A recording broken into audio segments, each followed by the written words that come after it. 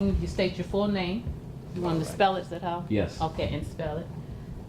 The years you were active with the Atlanta Student Movement, which college you were affiliated with on the AU campus. Something about how did you hear about starting this? Why did you join it? Mm-hmm. What did your parents and close friends say? What's your opinion of the appeal for human rights? Why was that such a riveting document? Are you familiar with Charles Dickens' words? It was the best of times, it was the worst Yes. of times. Is this true for the era of the Atlanta Student Movement? Talk a little about that. When did you know for you that there was no turning back? How were you forever changed by your participation? And I might ask you some of these sites. So I'm not going to hold you too long, but you got such a fantastic story. I'm going to try to do what I can. All right. So let me know. Here, when I'm you're rolling. ready. I'm rolling now. Okay. State your name, my name is, and the years you were active in the Atlanta Student Movement. My name is Otis Moss Jr. OTISMOSS, comma, Jr. JR. And the years you were active in the Atlanta Student Movement. I was active in the Atlanta student movement from the very beginning.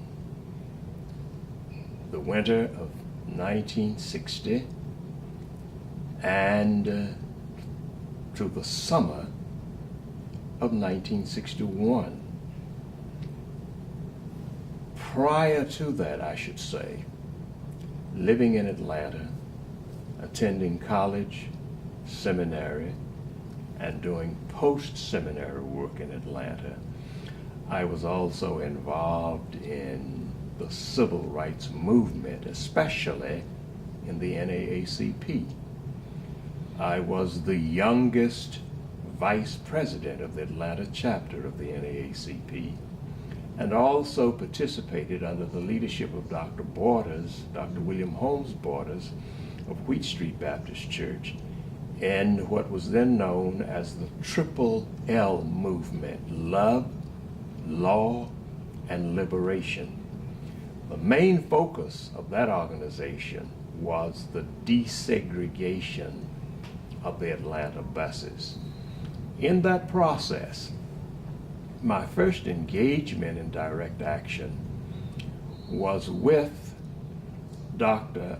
Irene Dobbs Jackson. The two of us, the mother of Mayor Maynard Jackson, decided to challenge the segregation policies of the Atlanta Public Library and became plaintiffs together for the desegregation of the Atlanta Public Libraries.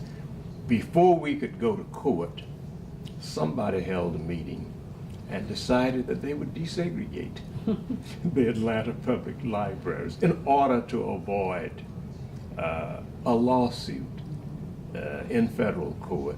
Therefore, we won that victory without having to go to court and spend a lot of dollars in the process. Fast forward, I was at ITC, Interdenominational Theological Center, starting in 1959, the fall semester of 1959, as a special student, planning to do a master's degree, a master's of sacred theology, in addition to my Master of Divinity. The early part of the year of 1960, the conversations started following the sit-in movement in North Carolina. Lonnie King was the leader of that initiation, and once the decision was made, the presidents, of course, of the student government associations, yes, from all of the affiliate colleges became a part of the committee. Some of us joined the committee as members at large, And I was one of those who joined the committee as an at-large member at the invitation of Lonnie King.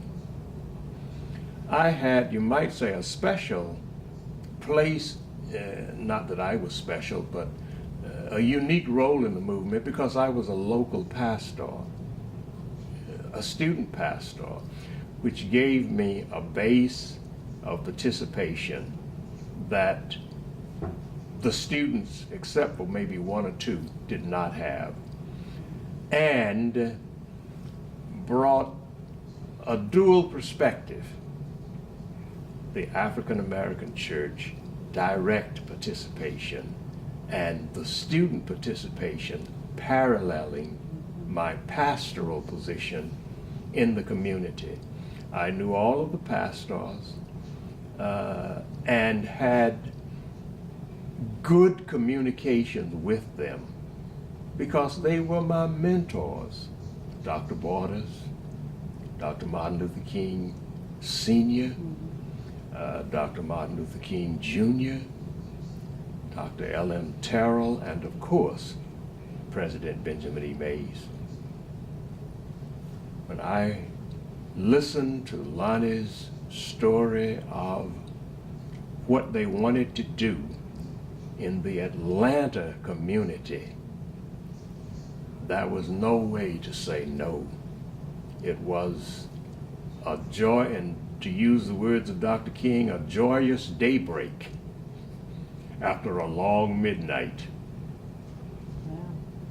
What was the reaction of your parents and your friends? My situation there was different. And because it was different, I became, in a sense, a brother to many of those who were having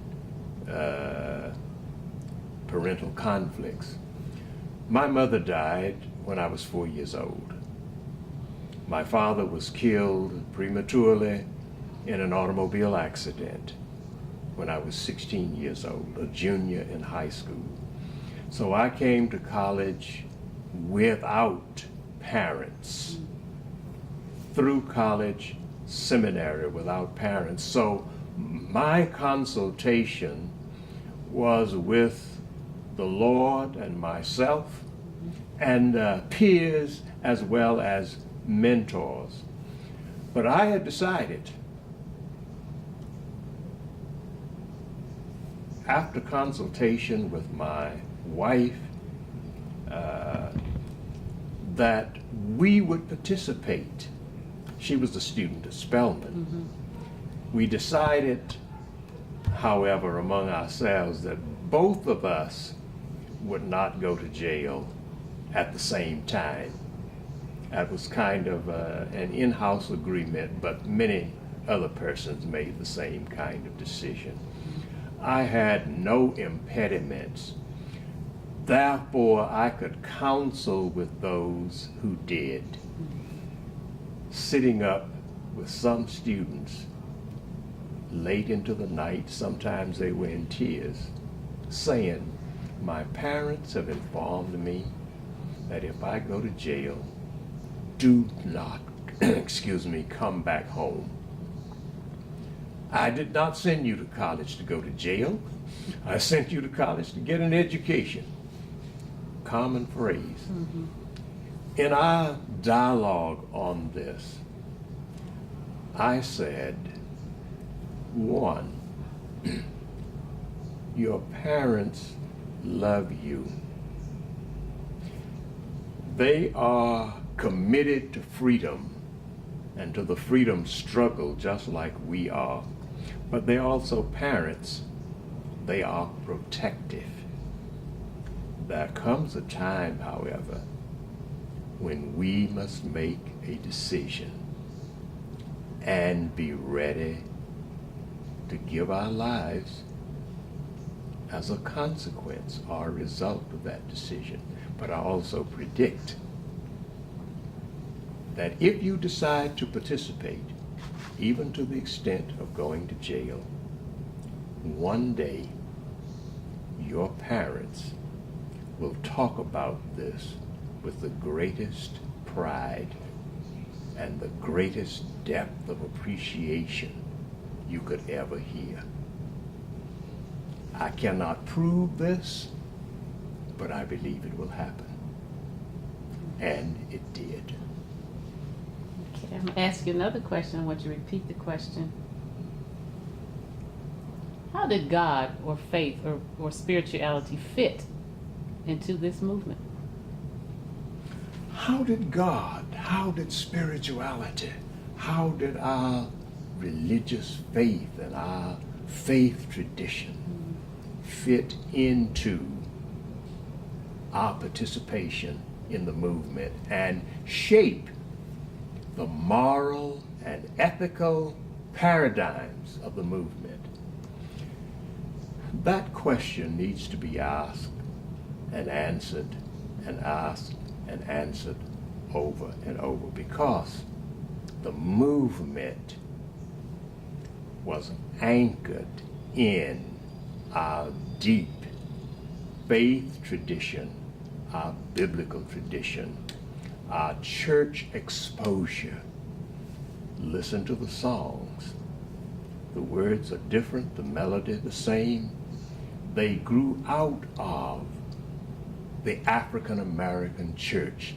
That is the home of the movement.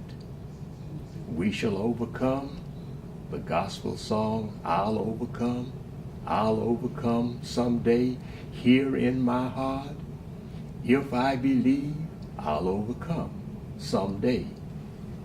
The sit-in movement took the same spirit and said, we shall overcome.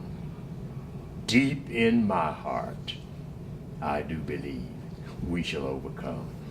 If you go, one of the things I think at least a portion, not all, of the press missed, I could wish that they would have recorded the prayer meetings and the devotional periods we now call praise periods before the main speaker. There were periods of prayer, preparation, and lifting up. You find that in the Montgomery movement, in the Birmingham movement, in the marches, and in that period of time, in all of the civil rights, human rights endeavors, the spirit of the African American church was the guiding, ethical, spiritual, moral, theological imperative. We later called it liberation theology, but the prophetic biblical base was always there. Dr. King, being a philosophical theologian, brought into the movement, we might even say for the first time, a systematic theology. Now, this is not to say that the theology or the prophetic tradition was not present before them, but I'm talking about a systematic theology with intentionality. We embraced that. We went through prayer and discussions and workshops and preparation. I can even say the very first time I personally experienced praying all night was the night before my first jail experience. I'll say a little bit more about that later on.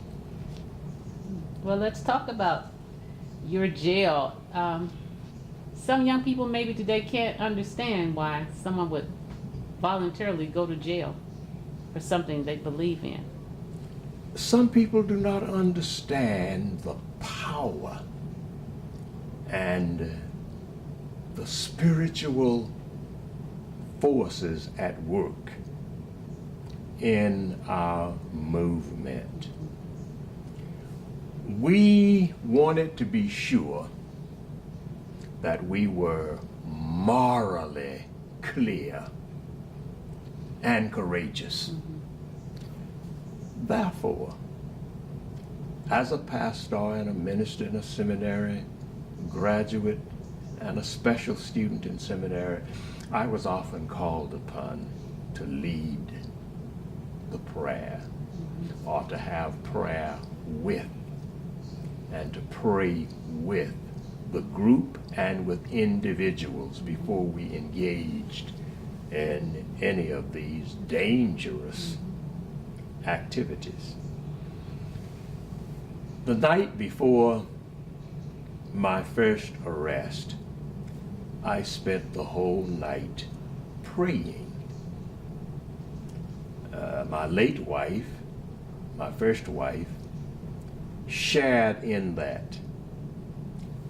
I wanted to be one ready to die if need be. I also wanted to be so committed to the principles of nonviolence, which is really unconditional love in our tradition as interpreted and practiced and presented by Jesus himself.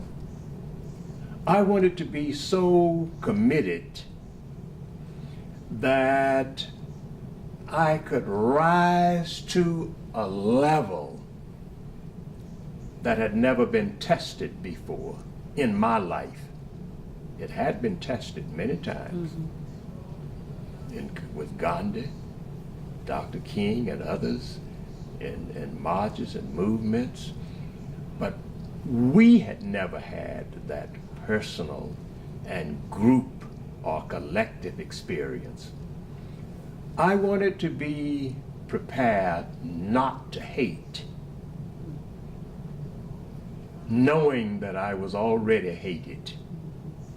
We needed to go into the demonstration so prepared, so armed spiritually, that we could literally face death, violence, insult, and take